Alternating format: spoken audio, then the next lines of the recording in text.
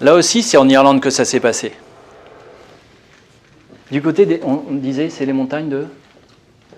Gatwin. Les monts Gatwin. Oui, les monts Gatwin, exactement.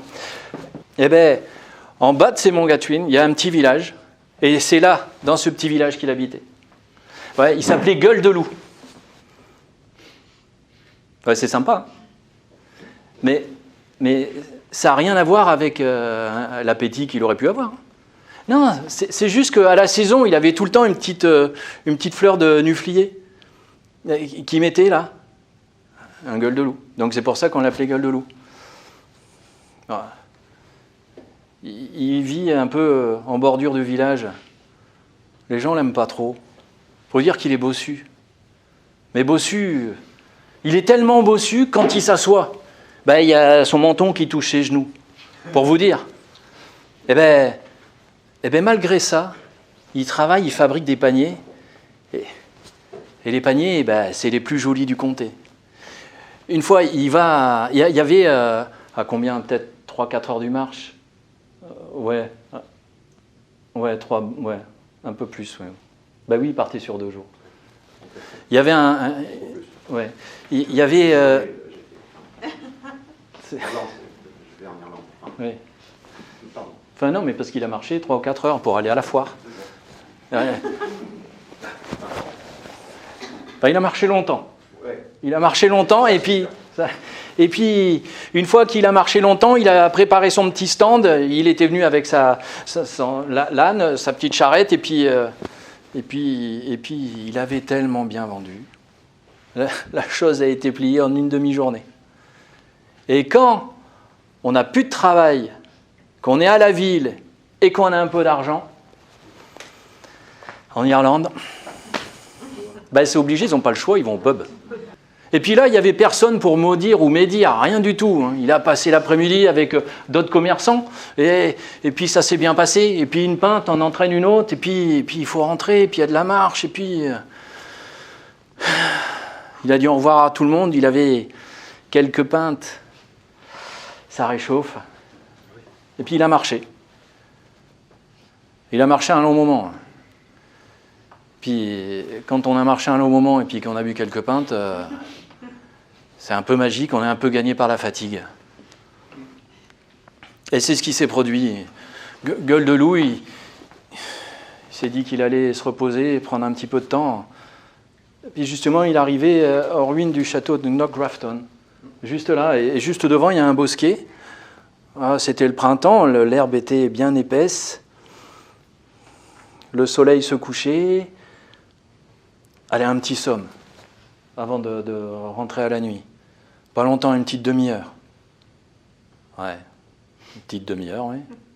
Parler d'une petite demi-heure. La lune, elle était levée, le soleil couchait depuis bien longtemps. Qui est ronflé comme un bienheureux, au pied de son bosquet et au pied du château.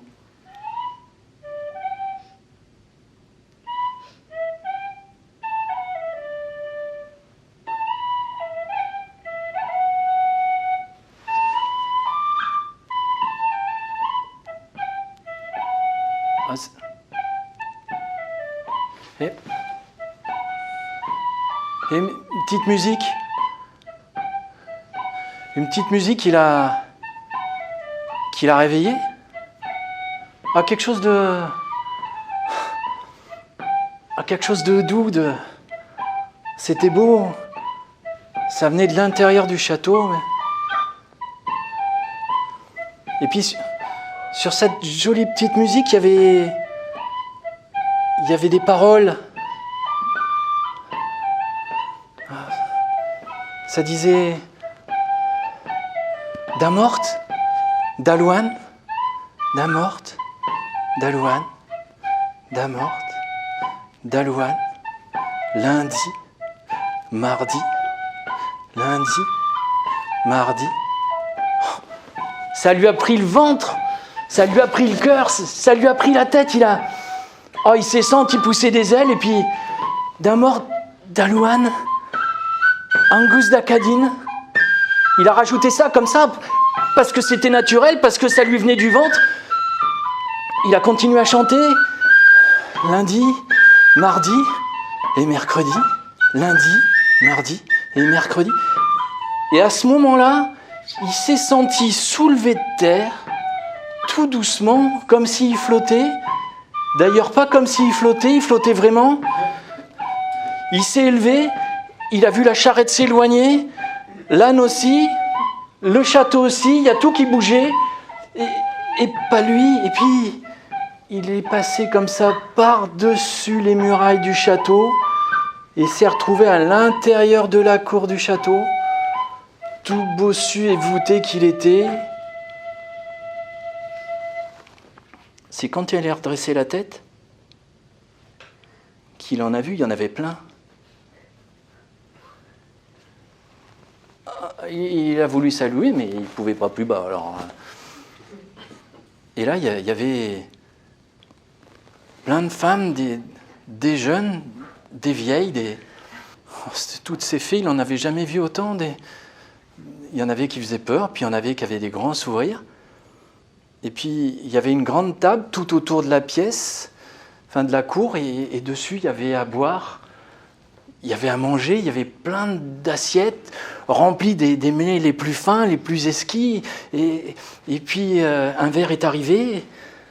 Bon, il avait bien bu, mais quand même, c'était il y a longtemps. Donc et puis, il avait dormi, donc ça allait mieux. Il a rebu une bière, et puis, ils sont arrivés des petits gâteaux, des friandises, plein de choses. Et puis, sur toutes les femmes qui avaient, sur tout leur visage, il y avait des grands sourires. Merci, gueule de loup. De quoi ? Ben, gueule de loup, tu as enrichi notre rengaine, tu l'as rendue plus belle. Gueule de loup, tu peux maintenant te tenir debout. Vois la bosse que je découds et qui roule à tes genoux. Et en effet, il y a une sorte de masse bizarre qu'il n'avait jamais vue, qui est tombée à ses pieds. Redresse-toi, elle a dit, la plus belle qui était face à lui. Mais redresse-toi. Et il s'est redressé. Il était presque aussi grand qu'elle et il a perdu connaissance.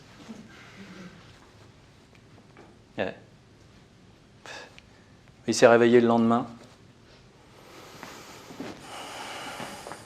au pied de l'arbuste, la tête dans l'herbe, avec une vue bien directe sur des vaches qui broutaient là. C'était donc un rêve.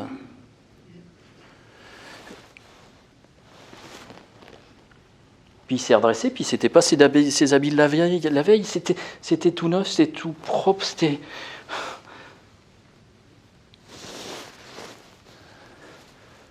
Puis il avait plus de bosse. C'était pas un rêve. Si vous l'aviez vu rentrer au village, avec des pas, on aurait dit un professeur de danse. Voilà. Et même qu'il avait tellement changé, il marchait tellement bien, il était bien habillé, qu'il était devant son âne et sa charrette, et que les gens qui le croisaient lui disaient à peine bonjour, il ne le reconnaissait pas. Il s'est présenté plusieurs fois. « Mais c'est moi, gueule de loup !» Personne ne l'a cru au départ, et puis, ma foi, quand même, le visage disait vaguement quelque chose, et puis il a raconté son histoire aux voisins d'abord, et puis après à tout le village, et puis vous savez, il y a tout le temps des suspicieux, il y a tous ceux qui ne croient pas, mais enfin, il fallait quand même reconnaître que là, il y avait un gros changement, et qu'on était un peu obligé de le croire. Et le temps a passé. Il a repris sa vie, il a continué à faire ses paniers, mais pas longtemps après, quelques jours, quelques semaines tout au plus, il y a une vieille qui est arrivée, qui cherchait un certain gueule de loup, qui avait entendu parler de son histoire et que... ça tombe bien, ma brave dame, c'est moi. Ah ouais, c'est donc vrai. Qu'est-ce qui est donc vrai ? Le bossu. Et il a raconté son histoire. Parce que je vais te dire, moi j'ai un fils, il est bossu. Et peut-être que si ça a marché pour toi, ça pourrait marcher pour lui. Faut essayer, madame. Faut essayer. Et elle a essayé. Son fils, il s'appelait Jack Madden. Pas commode, le gars. pas commode. Elle l'a chargé sur la charrette, lui avait expliqué en long, en large et en travers toute l'histoire de Gueule de Loup, avec tous les détails. La chanson, la nuit, le bosquet, ce que Gueule de Loup avait fait, ce qu'il avait chanté, ce qu'il avait rajouté, ce qui avait fait plaisir, et tout. Ouais, ben, je vais faire pareil. C'est pas bien compliqué. Et en effet, ça n'avait pas l'air bien compliqué. Elle l'a chargé sur la charrette et ils sont partis. Ça a duré un petit moment le voyage, et puis quand ils sont arrivés, il faisait encore jour. Allez, laisse-moi la vieille, laisse-moi. Tu reviendras demain me chercher. Et Jack Madden, il a attendu, à peu près au même endroit. Il est resté là, il a attendu que la nuit, elle tombe. Et puis, finalement, le jour s'est couché, la lune s'est levée, et puis il a attendu encore, que la nuit soit...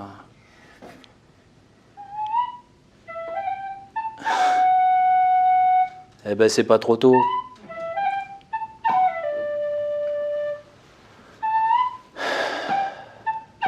Bon, et les paroles?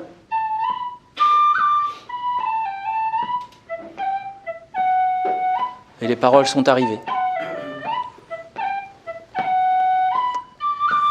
Damort, Dalouane, Angus d'Acadine, Damort, Dalouane, Angus d'Acadine, lundi, mardi et mercredi, lundi, mardi et mercredi. Angus d'Aena! Alors là, il s'est senti soulevé de terre, projeté, ça a tourné à droite, à gauche, il a fait quelques pirouettes et je pars au milieu de la cour. Et lui aussi, il a essayé de se redresser, mais il ne pouvait pas plus que l'autre la fois d'avant. Et puis là, il a vu tout ce qu'on lui avait dit. Sauf qu'elles n'avaient pas l'air de sourire. Méchant Jack Madden. Méchant. Vilain Jack Madden. Tu as gâché notre rengaine. Il n'y a rien qui vient de ton cœur. Il n'y a rien qui vient de ton ventre, rien qui vient de ta tête. Méchant Jack Madden. Pour la peine, vois la bosse que je te couds. Ah, il n'a pas eu le temps de dire grand-chose. Il a été saisi par 3, 4, 5, 10, 15 fées qui lui ont en effet cousu une deuxième bosse. Et puis il a essayé de se redresser, il a perdu connaissance. Et quand il s'est redressé, c'était le lendemain, il venait à peine de se réveiller. C'était les mêmes habits. Et puis il a vu la charrette de sa mère, avec sa mère dessus, qui était en larmes. Visiblement, ça n'avait pas bien marché. L'histoire dit qu'il n'a pas vécu très très longtemps après.